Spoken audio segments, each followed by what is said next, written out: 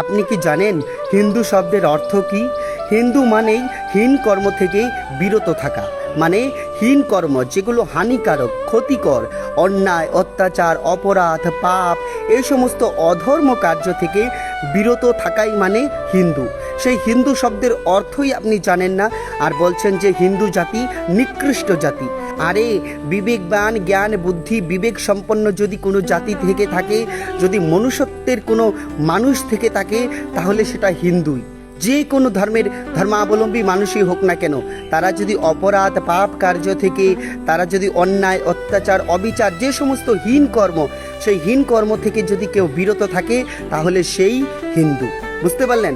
যে কোনো ধর্মাবলম্বী হোক না কেন, যদি কেউ অধর্ম, পাপ, অন্যায়, অত্যাচার, অধর্ম, এই সমস্ত কার্য থেকে, যেগুলো হানিকারক, ক্ষতিকর, এই সমস্ত কাজ থেকে যদি কেউ বিরত থাকে, তাহলে সে যে কোনো ধর্মাবলম্বী হোক না কেন, সে হিন্দু, সে সনাতনী। হ্যাঁ, এটাই সনাতনী, মানেই সত্য, পরম সত্য, যেগুলো চিরন্তন সত্য, সেই সনাতনী।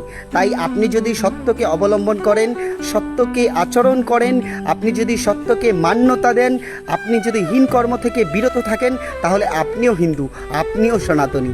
জয় হিন্দ, জয় সনাতন ধর্মের জয়, জয় শ্রীরাম, জয় ভারত মায়ের জয়। ভিডিওটি প্রচুর পরিমাণে শেয়ার করে দিন এবং এমনই আরও নতুন নতুন ভিডিও পেতে আমাকে ফলো করে রাখেন।